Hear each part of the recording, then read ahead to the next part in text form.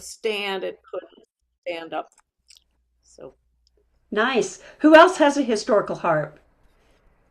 I I have thought, one, but oh, I you haven't do? seen it yet. My friend up here in Milwaukee cleaned out a fellow musician's home after he passed away, and she found this harp, and Oh, she's got it at her house. I'm going to go over and get it. I don't know what it is. It's a Campling? a Campbell? Campbell?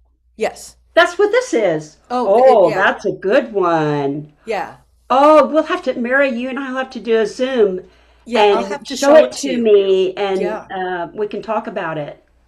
yeah. I'm Great. excited about that. Oh, lucky you. Yeah. Ah, here. Oh, it's this Verlene Schirmer. I haven't seen you in probably decades. It's so nice to see you. I think you're muted. Yes, I was just trying to unmute, but reaching Yeah. in. So So yeah, there's your historical harp. What? Who that's a made Campbell yours? harp. Is that a That's a Campbell Campbell. too? Yeah, yeah. Which model is it? I'm trying to remember. It's this the Oh, maybe square. it's like my, maybe it's the Boston, like Yeah, mine. but yours is bigger. I think this Yeah, is that looks a little smaller, the doesn't it? smaller one. Yeah, yeah. Right. Yeah, she has different ones. Then the vermilion is larger. Uh-huh. These are really great I don't harps if remember what. anybody's interested in branching out. Anybody else have a historical harp? I don't see that a lot of you are not showing yourselves, but that's okay. Ah, oh, hello, Rachel. I recognize you from Somerset, right? Yes, nice to see you. Yeah, I think you came to one of my workshops. Good. Well, what do you think, Mary? Should we get started? Yeah, I will read your official bio if that's Uh, okay. Nancy Hurrell. Well, first of all, everybody, thank you for being here. And after we get started, we will ask you all to go on mute because we've got some recordings and we want to make sure that there's not a delay. So if you'll put yourself on mute after when we start the thing. Anyway, but we like to see you.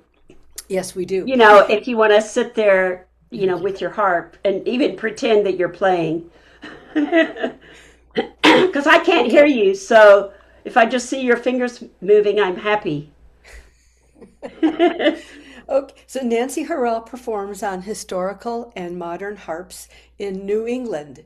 She taught a Renaissance harp ensemble class at Brandeis University for 8 years and has been a guest teacher at the Boston Conservatory, Tufts University, and Wesley College. As a harp historian, Nancy was a consultant to the Boston Museum of Fine Arts for 20 years, demonstrating historical harps in the collection in gallery talks, and her book on the 19th century harp maker John Egan is called The Egan Irish Harps Tradition, Patrons, and Players. She has 7 books of music published by Afghan Press Music for the Press. Harp, and her website is hurrellharp.com. And it's actually Hurl, isn't it? I say Hurrell. Okay. It's just easier to pronounce. Eh, My husband was English and he said Hurrell, but I don't talk like that. Well, Nancy, I'm going to let you take over. There were just for some of you. Let's see. I'm going to admit a few more people in. The one of the things that I like to ask, especially since we are all teachers, is why teach historical harp? What will a student benefit from if they learn about historical harps? And so, Nancy, I'm sure that you are going to address that, and I'm going to put myself on mute and let you take over. Thank you so much. Okay, thank you so much, Mary, for inviting me, and thank you, Nick. It's great to meet you. Thanks for putting this on today, and thank you everyone for coming today. Um, But before I start talking about historical harps, I just wanted to let you've got all the harp parts for these two ensembles, and if you want to play them with your students, the full scores are in the books because you'll need that if you're directing your ensemble. These ensembles were performed by my students, as Mary mentioned, at Brandeis University in the early music ensemble. And we actually had 5 of these smaller historical harps there at the university, which is really wonderful. But these were not harp majors. These were just they were just students who were very good musicians. So just to let you know, these arrangements are not hard, and I think they're very approachable for your students. So Renaissance harp, gosh, why? Well, to me, it's just the sound. I mean, I love the sound. I love the repertoire, the music. We were talking a bit earlier, just the unpredictability about it. It's major, minor, the rhythm. It is so lively. I think the thing that drew me to early music when I first heard it in performance was that everything is there in very few notes, which was so different from this sort of waterfall music I was playing on the pedal harp. Mind you, I still play gigs on pedal harp. I love Irish harp as well. But there's something really special about early music. And this is my Renaissance harp, which was made by Catherine Campbell, wonderful harp maker in Seattle.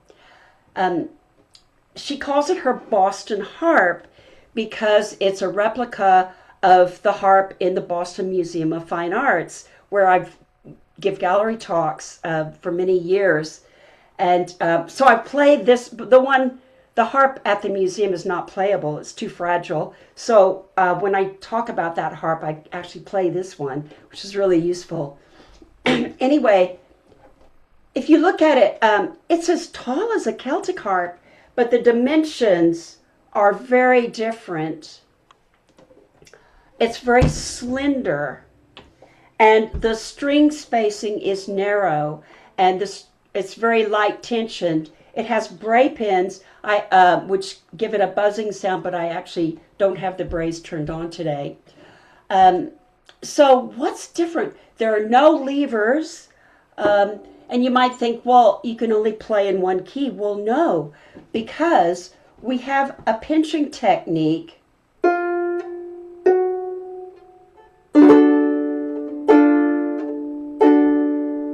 It's very easy. You just pinch at the top of the string. And once you've got your accidental, you just keep playing. I really love that. Another difference on this harp is the temperament.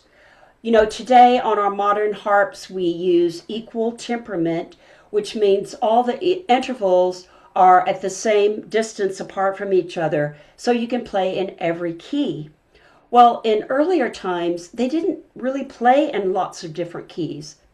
And in the Renaissance period, they really loved mean tone temperament, where the thirds and the sixths were perfect. So when you hear that, it's like there's no beats in it. So you can tell it's like in equal temperament, you know, an octave or a fifth. It's just so perfect and beautiful. And they love that sound of the triad. And that was what they used in their accompaniments. In earlier music, in the medieval period, it was fourths and fifths. And that's what they would play on their harps. And we call that Pythagorean tuning. So if you play early music or music from different periods, it's really worth it to tune your harp in that temperament and see how different it sounds. Really comes to life. I use the tuning app TE Tuner on my phone, and it has all the historical tunings. So one other thing I wanted to mention in the technique, a Renaissance technique, obviously, they didn't play with their fifths. They didn't use their fourths that much either. If you're playing a 4-note chord in the bass, you'll need your fourth. But most of the time, it was 3-2-1 was what they used. And we know this because there are historical Spanish treatises that talk about the pinching of the strings and talks about the fingerings. And they, in the music, which is in tablature, even has the string fingerings marked in it. And so we know, for instance, going up, the fingering would be 3-2-1-2-1-2-1. So try that on your harp. It's very easy to just keep going with that.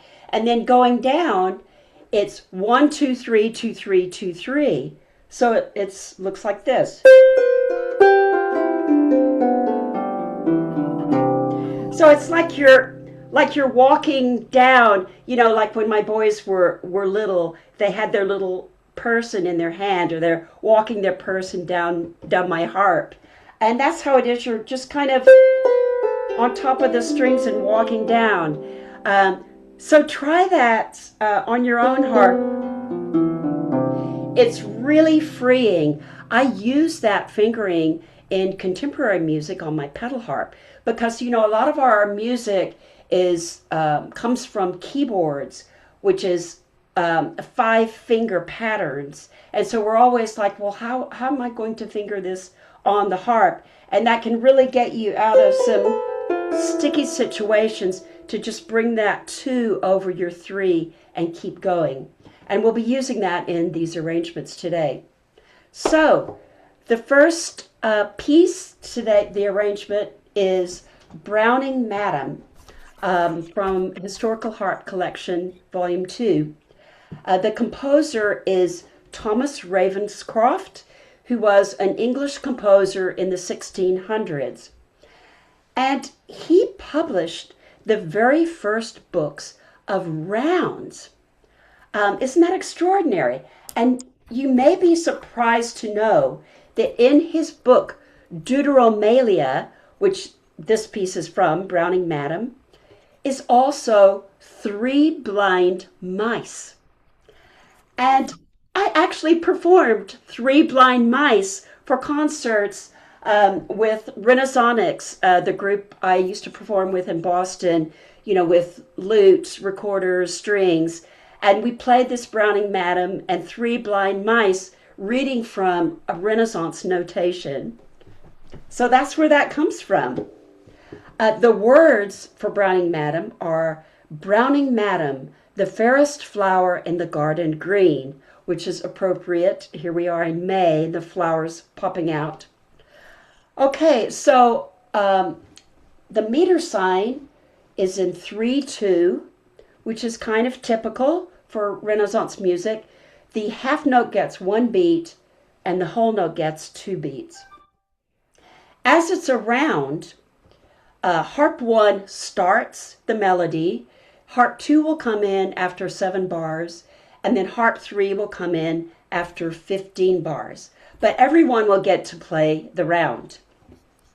So if we're looking at the harp 1 part, just to give you a heads up, at the bottom of the first page, you're going to have an F sharp. It's very quick. So if you are playing a lever harp, you want to just keep your hand up there and do your lever and then pull it down because we keep going. And that happens again on the second page at measure 44, as you can see.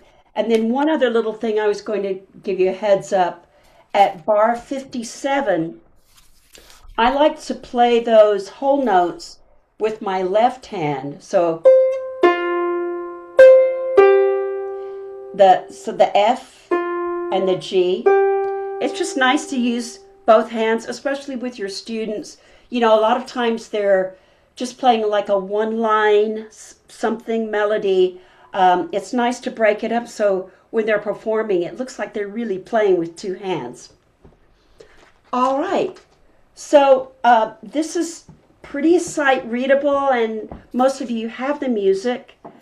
So I think we should just play through it. I'm going to set up my Bluetooth speaker here.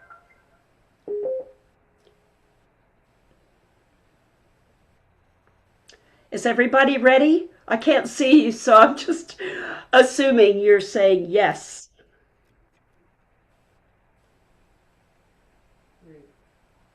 Let me just. Can you hear that? Sounds good. Good, thank you. Okay, here we go. Oh. 3.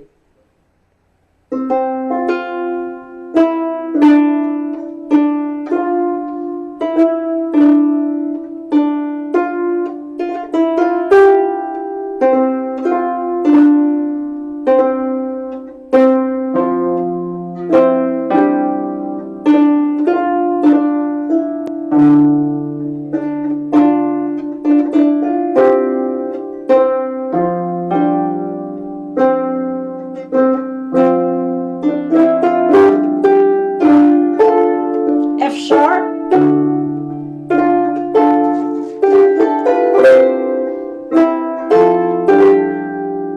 And then it starts again.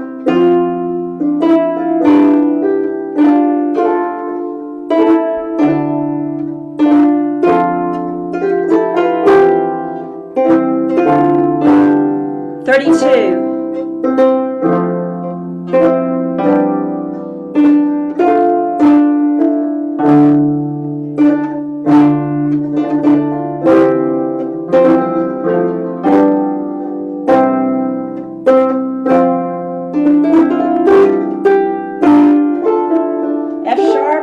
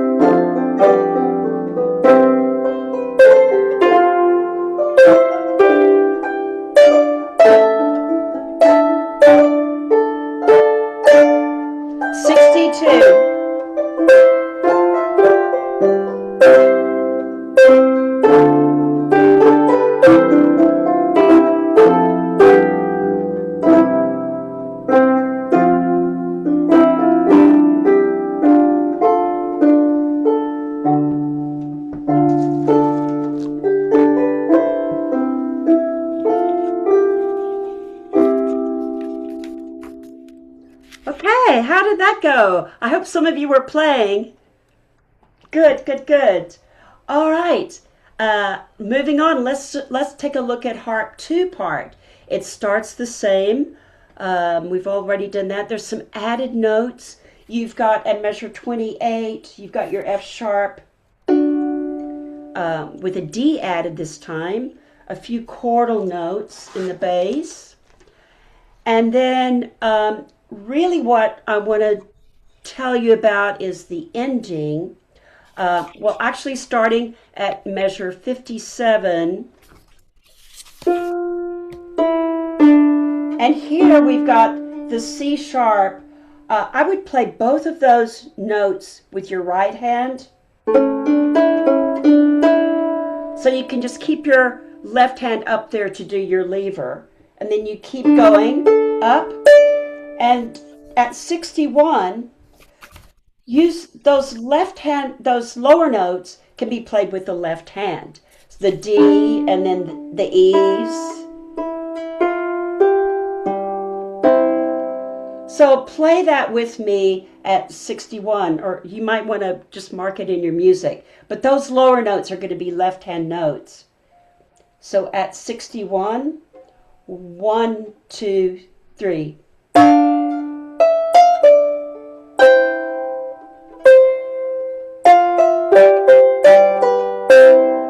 Okay, and then it goes on pretty much straightforward. So I'm sorry we're having to rush, but we have lots to get through. I don't know if there's any burning questions, Mary, from anyone. Everybody's pretty good so far? I don't see any questions. Okay. The TE tuner, right? Is that what you said? Yes, it's capital T, capital E. I don't know what that stands for, and then tuner. It's That's it. just an app that a lot of early musicians use. Yep. Okay, so let's play through this Harp 2 of Browning Madam. So we're just going to sit out for the first 7 bars. Okay, here goes. 3.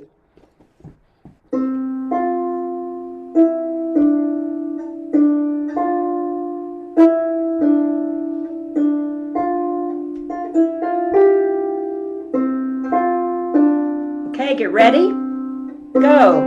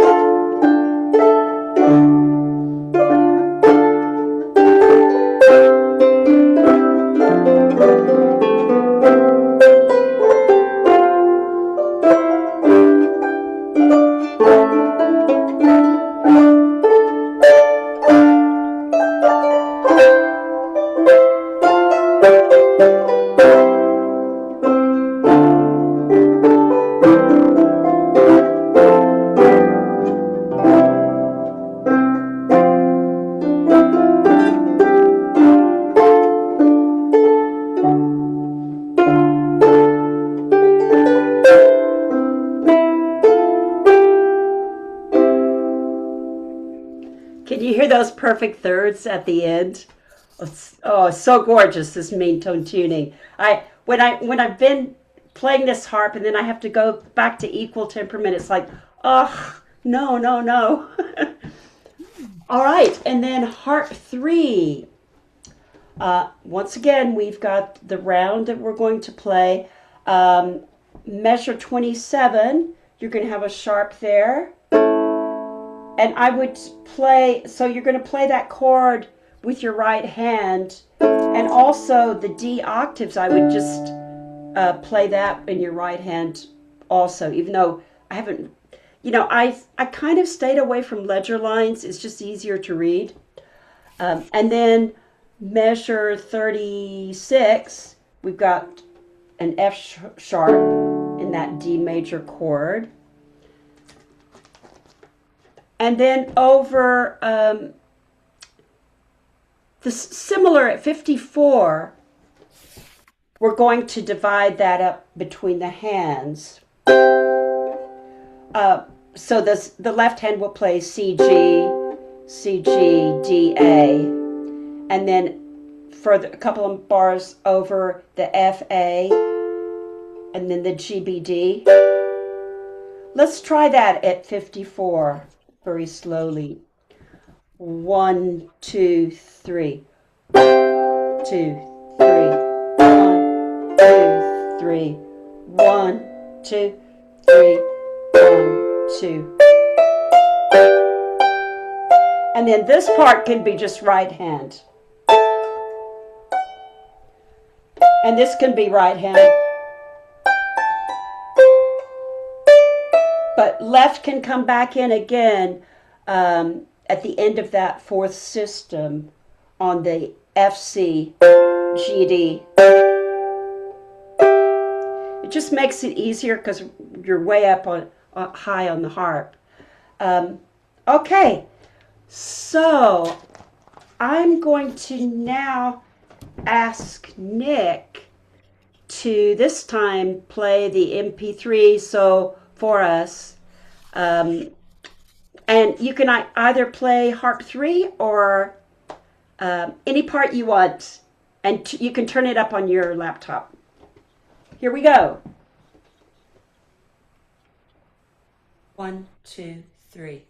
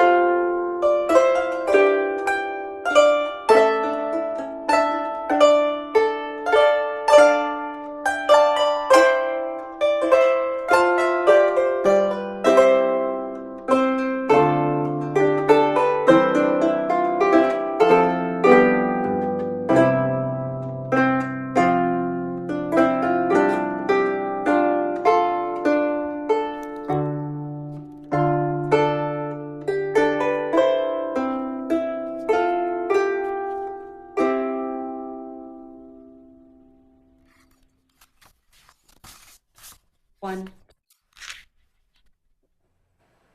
Okay, how did that go? I actually came in late, and it still kind of worked. But anyway, I I think this is a really fun piece. Oh, thank you for the heart, Elaine. Yay, yay! I hope you enjoyed that. I was listening to this and playing along. I could almost see. Oh, Nancy Clark. Yay! Thanks for the heart. I could almost imagine the women in their gowns, you know, doing the pavane to this. It's a very elegant tune, isn't it? Even though it's a round. Okay. So the second ensemble we're doing today is La Rosa in Florece. This is a medieval Ladino song. It may sound familiar to you because it's been around a long time and in lots of different settings. This is a well-known Sephardic Jewish song from their tradition that was rooted in Spain. And in the 15th century, this type of Sephardic music spread throughout the Mediterranean area and then throughout the Arab world. And we're going to need a G sharp for this one. You probably all have that already.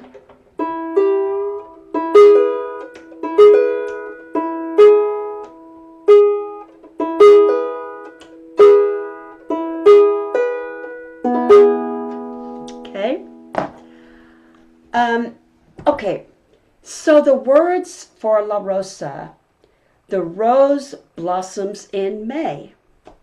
My soul dims. It suffers from love. It suffers from love. So you're thinking this was going to be a happy song, but no, it's not. Um, it has kind of a double meaning. It's about being in love, suffering, heartache of love, but also a longing for their homeland. Because in 1492, the Sephardic Jews were expelled from Spain. And lots of cultures, especially Ireland, have these songs about their homeland and being in the diaspora and just wanting to be back where they originally were and missing so much from their culture. And because this is in the wonderful harmonic minor,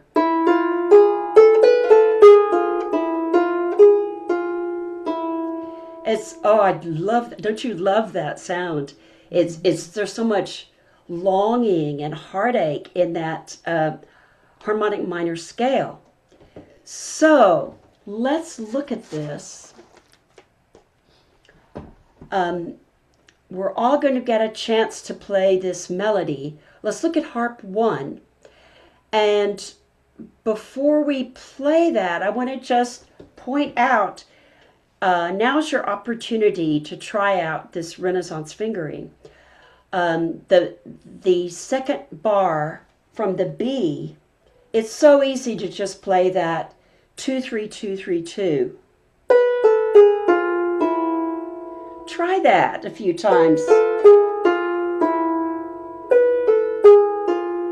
It's just so easy to do. And so with the melody, it would go like this. Let's try it together. 1, 2, 3.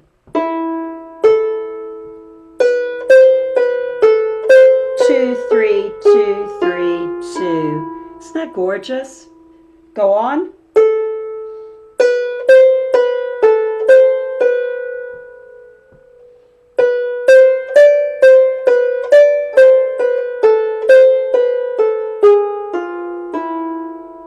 And then we're at bar 7.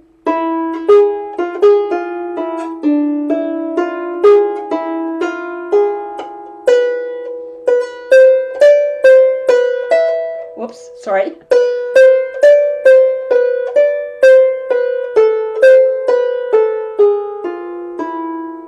$11.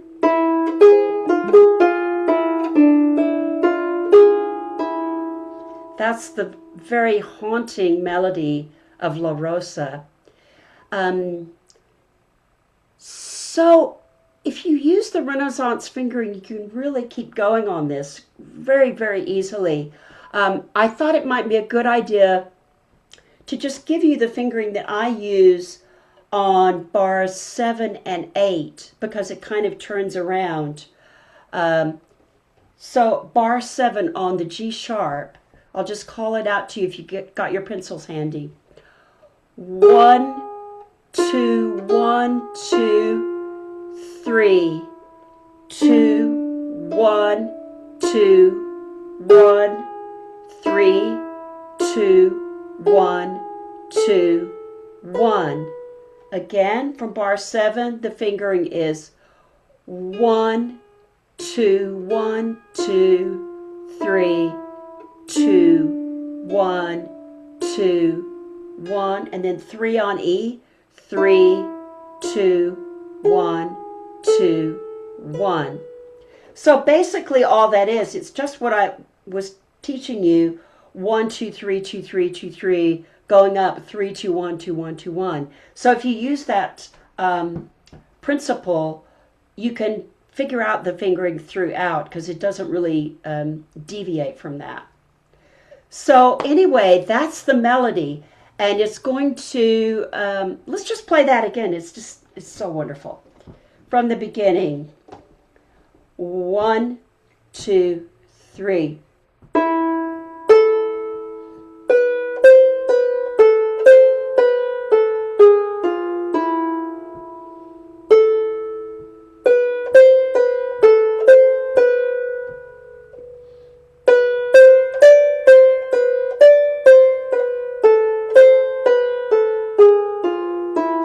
7.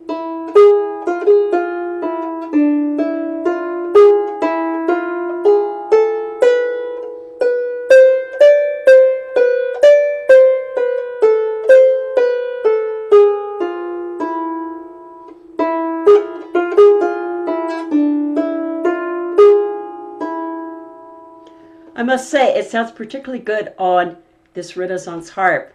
I think it has kind of such a wonderful, clear, almost metallic tone, almost like a lute, which is just perfect for early music. Okay, so that's the melody. Let's look over at the second page, bar 27, and here we have a kind of harmonic rhythmic section that I think is just really fun to play.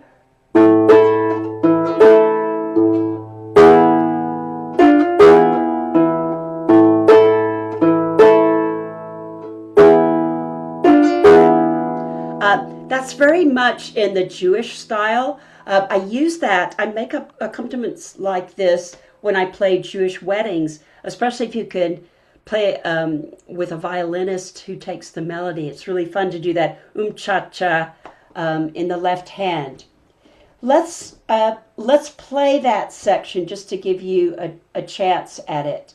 So from bar 27, a little bit slower. 1, 2, ready, play.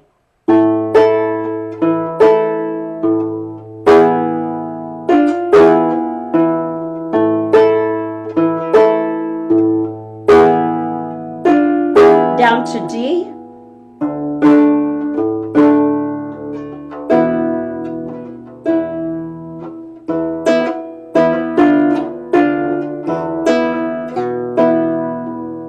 D. Back to E.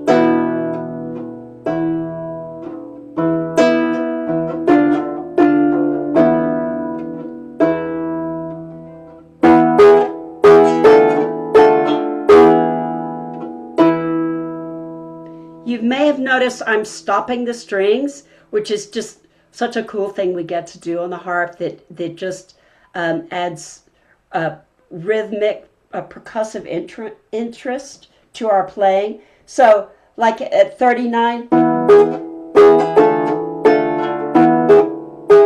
play around with that for a bit.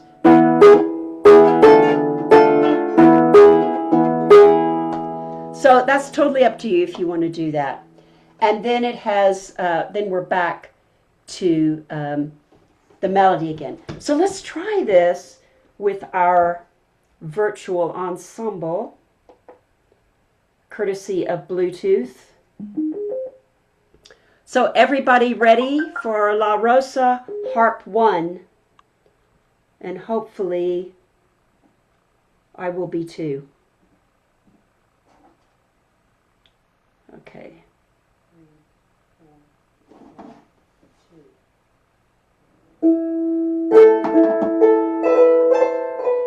Okay. Is the volume good?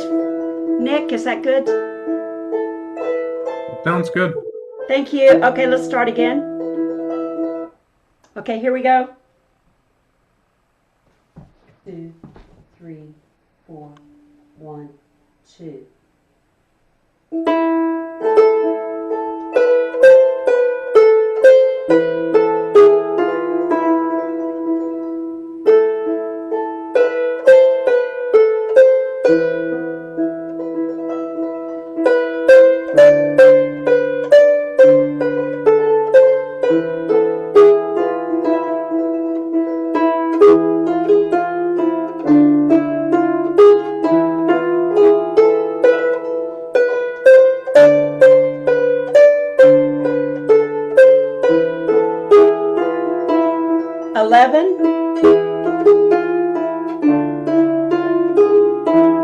And there's an oh, we start again. Hurry.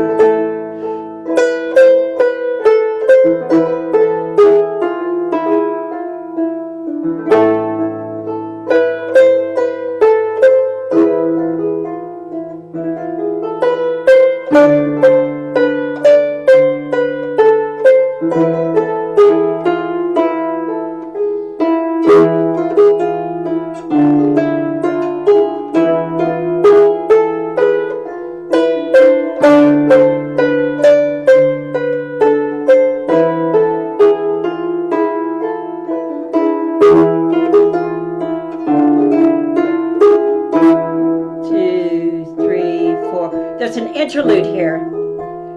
3, 4, 1, 2, 3. Get ready. Here we go.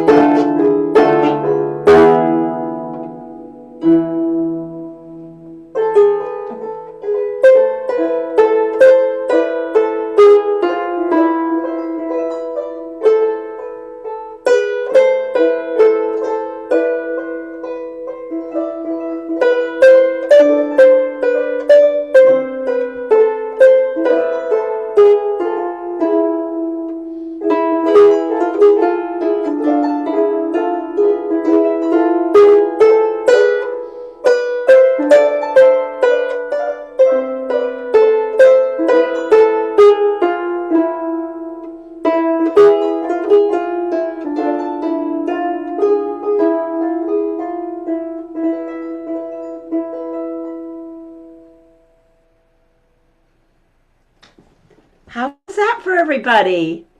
Was it good? Was it fun? I can see some heads nodding. Yay. All right. Light harp 2-part is a little bit different. We're doing some different things here. Oh, thank you for the hearts. Because I wish I could hear you. I might just throw in a plug right here. I'll be at Somerset this summer, and we're having a Renaissance harp ensemble. So actually, I think today's the last day to get your $50 off. So I hope I'm going to see some of you there to join me. Okay, here's harp 2-part. Starts with arpeggios, just A, E, A, E, A. Try that with me. Ready, play. Now E, B, E, B, E.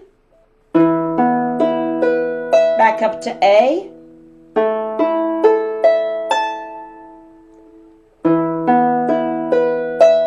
And so on. So that's pretty easy. And then 13, at 13, the same rhythm, but at different notes.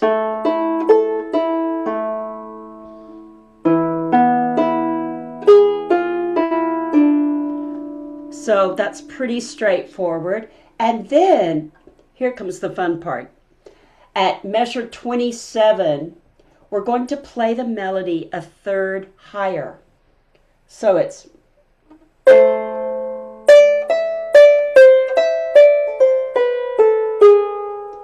And I don't know, there's something about doing that. It's really fun to play. Then at 41, which is the middle of the third system, we have a counter melody. If you want to try that with me at 41, 1, 2, ready, play.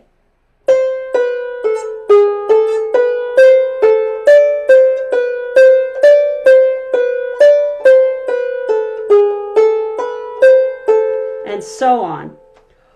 Okay, we're really rushing through here to get through all the parts, but I think we can handle this. So let's try harp 2. Here we go. 2, 3, 4, 1, 2.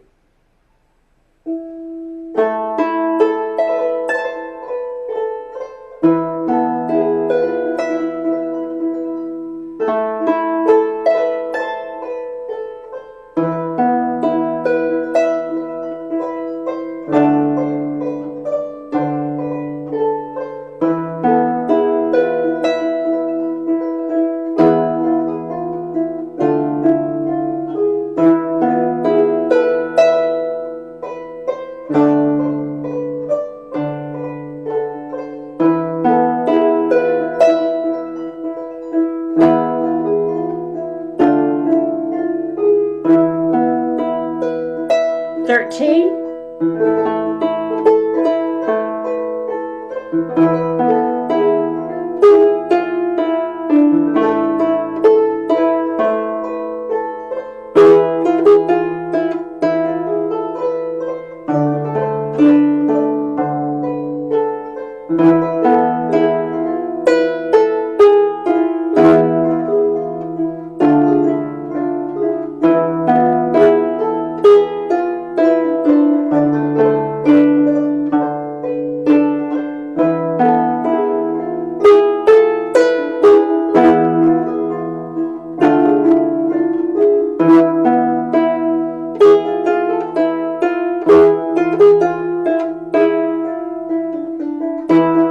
27, a third above.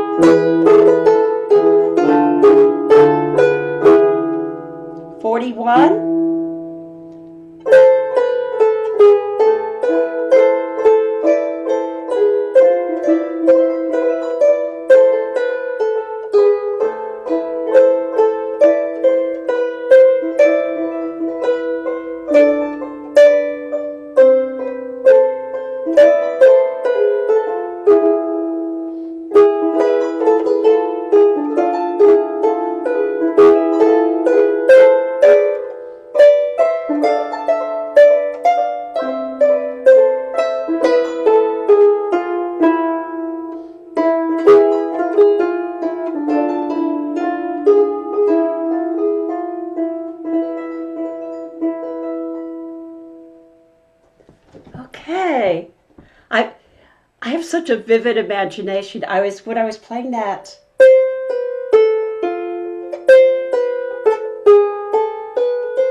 I'm thinking, like when you've moved to a new place and you don't know anyone and you're just like walking around in circles, you don't know where anything is.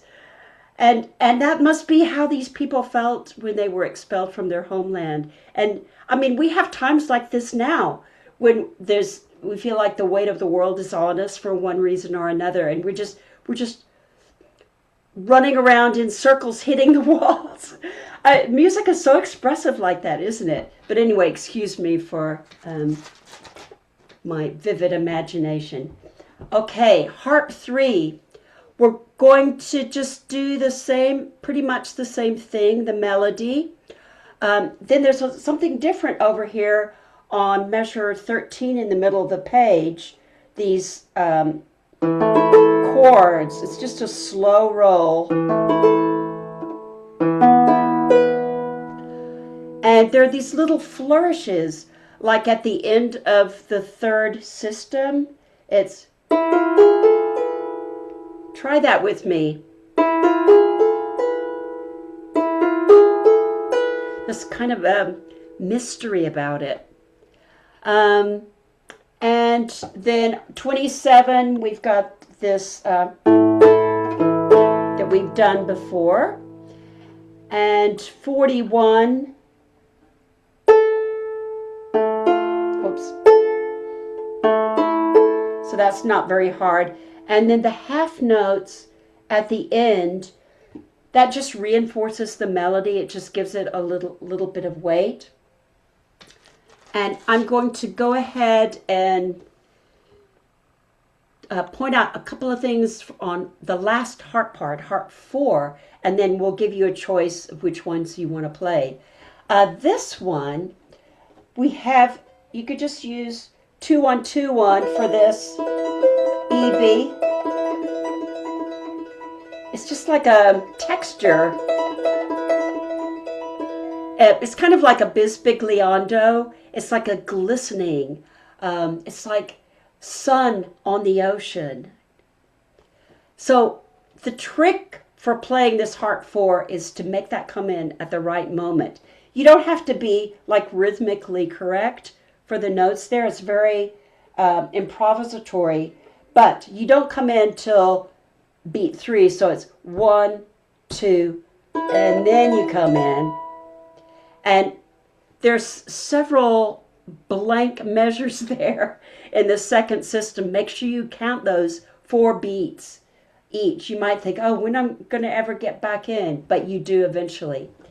And then at measure 13, this part, I love this part. I shouldn't say that probably, but it sounds so great on this harp. PDLT, which is Près de la Table. On the harp, this soundboard is the table, right? And so we're going to just go down. I'm sort of off screen, but I'm going down as close as I can to the soundboard. And this is what it sounds like.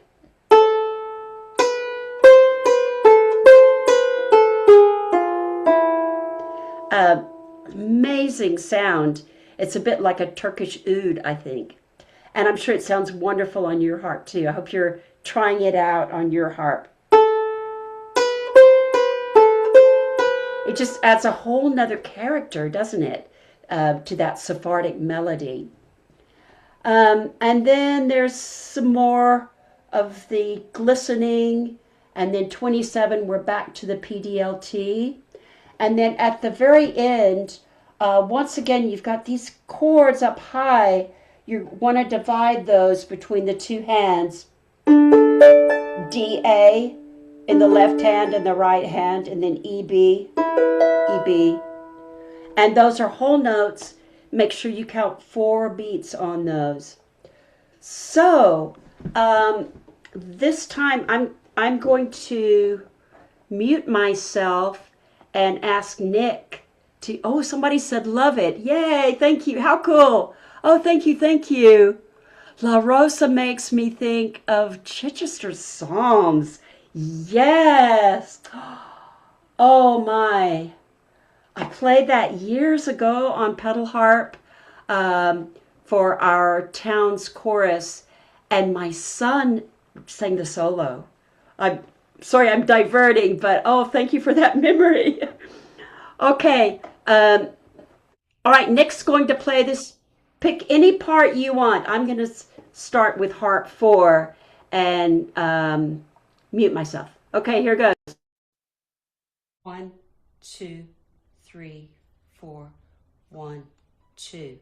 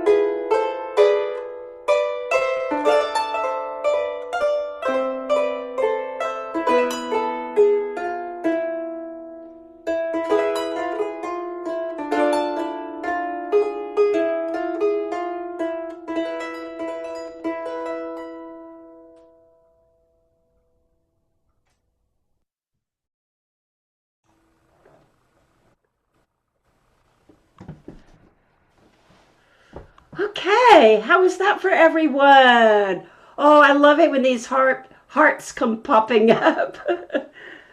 Oh, great. Maybe I'll put me on gallery so I can actually see you. Wish I could have heard you. Oh, I'm seeing some happy faces. Yay, yay. Yeah, you can unmute yourself if you want to now. Um, are there any questions? We're almost out of time. Thank you, Kathy, for the heart. Any questions on any of this? I Mary? do, Nancy. Sure. I'm really blown away by your fingering that you're using Oh, because it's I saw you do that. We had a couple of run-throughs, everybody. We had a couple of run-throughs, and I didn't know why you were using. I thought that's really weird fingering. yeah, yeah. Your thumb is, but you were saying you do that on pedal harp. Sure. I have done that many, many times after a long gig where my fourth finger and my thumb start getting really sore. I've played, entire things using those two fingers, and I've noticed that it's more legato. It's Yeah. a good you can really pull some good tones out of the harp. So Yeah. thank you for giving me permission to do Of that. course. Yes, because, there's not a lot of placing ahead in this style.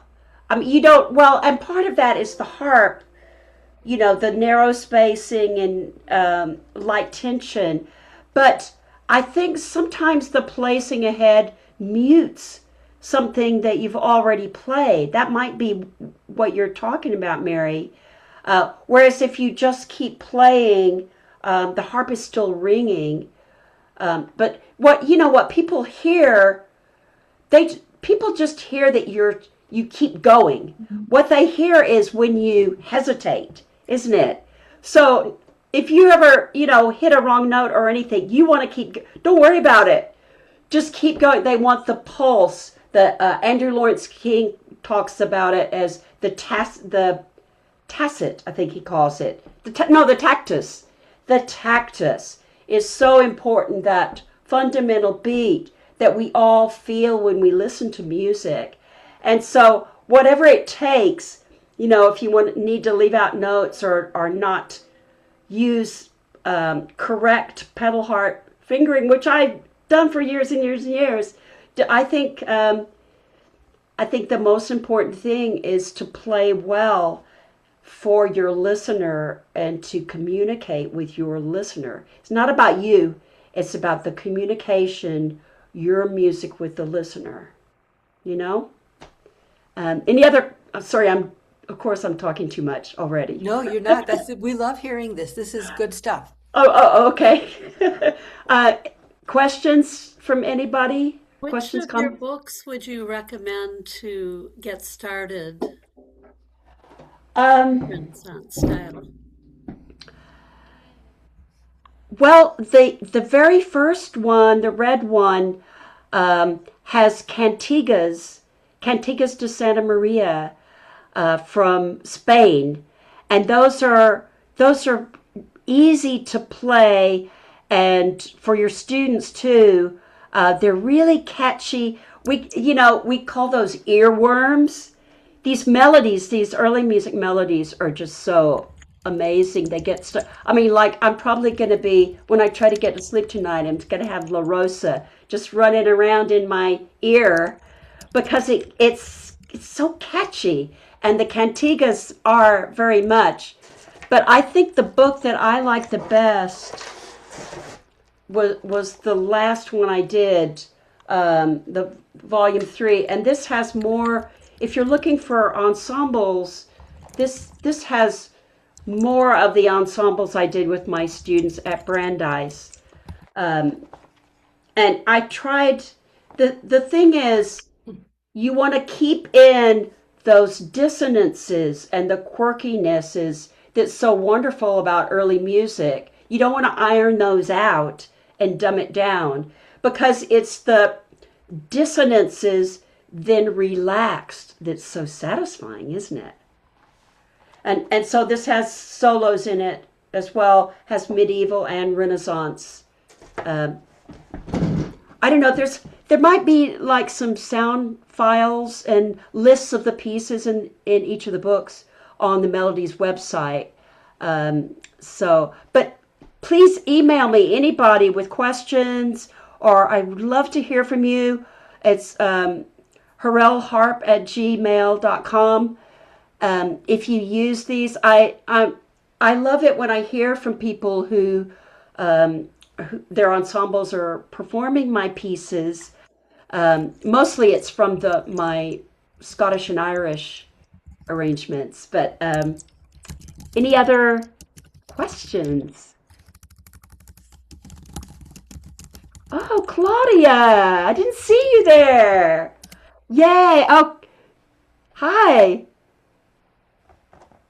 I was hiding, but Oh, so I didn't want wonderful. to miss your presentation. Thank you. Oh, great. Yeah, Claudia has been in my Renaissance ensembles for several years, actually. Somerset, yes. Yeah. Somerset, and she plays recorder. Um, it's so fun to play with other instruments. When I first moved to Boston in 2000, I just wanted to get into the early music community. So I took my harp to the Boston Recorder Society. And, you have to be brave. But I just joined their classes and went to their classes, made friends, and I was invited to join an ensemble. And it's really good. I think just as musicians, it's so good to play with other musicians and to play with other instruments, especially early music. And Claudia usually brings her record. She's a fine recorder player. Usually brings her recorder to our workshops at Somerset and adds an extra voice to these ensembles. Anything else? You all look you're ready for a nap. Well, I do have one more question, Nancy. Sure. So I noticed that a lot of times your thumb is not up, it's down. And is that a typical Renaissance harp technique as well? Well, it's probably just because the harp is stringing is so different and the spacing is so different. Um, and I'm not, I don't, I'm trying to figure out an answer to this, quite frankly, because, maybe it should be up, but it could be a thing that, in classical harp, there's a reason for our thumb to be up because in our fingering, we're going to bring that thumb over at some time, aren't we, to keep going. But on this, because I'm just going to do 2 3 2 3 2, I just try and stay really relaxed. That's probably why I'm doing it. But That makes sense. I agree with thumbs up. It's not. Would you repeat the sequence of numbers when you did the scale right at the beginning? Sure. Ready to Oh, rock. you mean just the regular scale, Yeah, using that fingering. You or just did you mean the fingering on La Rosa? no, it was the fingering. It was just the scale because you Oh called it yeah, Renaissance fingering. sure. Yes. Very simple. If you're going up, 3 2 1 2 1 2 1. So once you played your three, it's just 2 1 2 1. Wait, sorry. Oh, I've got the harmonic minor on. So actually, I'm just looking at my thumb, Mary. It's at a different position, and then going down, just the opposite. 1 2 3 2 3 2 3, and so on. But I just think you're just kind of on top of the strings. Um, it works on Celtic harp. It's just a really fun way to play. It is. Yeah. Anything Well, do we else? have any other questions? We've got a lot of comments that people are really Oh enjoying yeah. this. They think it's Oh saying that good. it's Is really, really good. is are there any questions in the chat that I need to know about?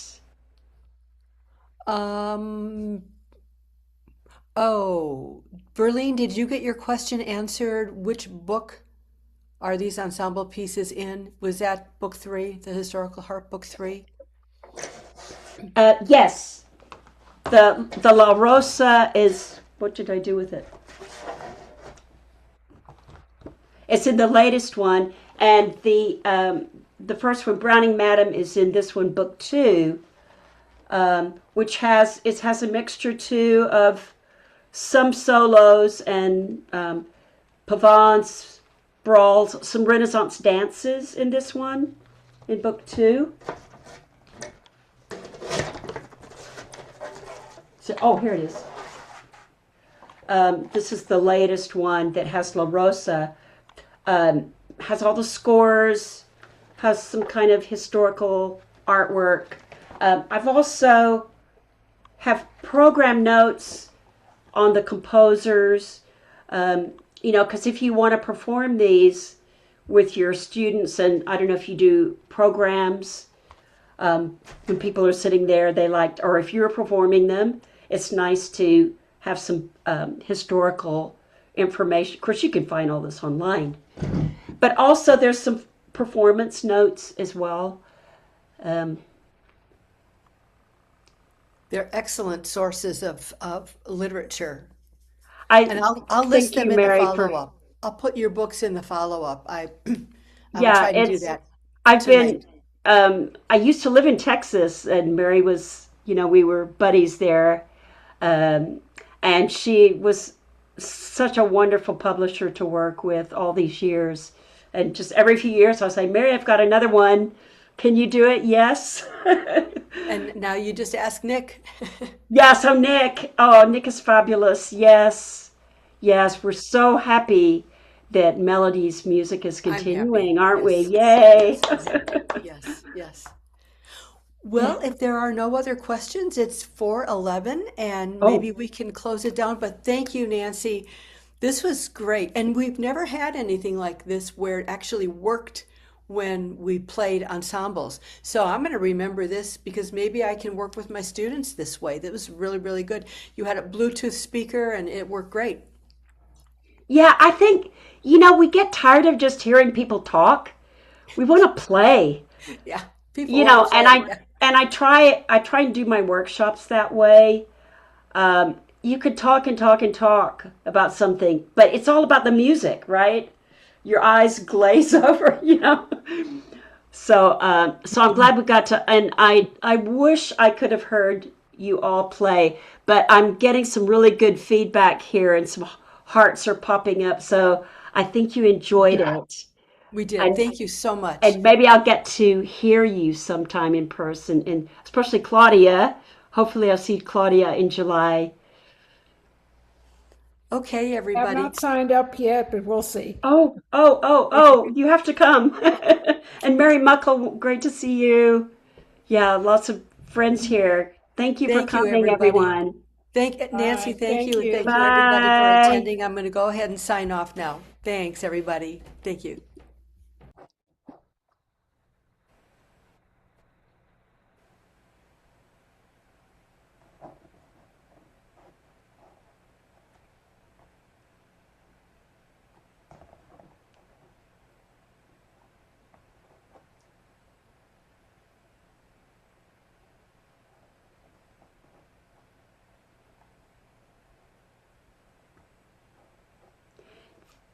Thank you, Nick. I can see you're still there.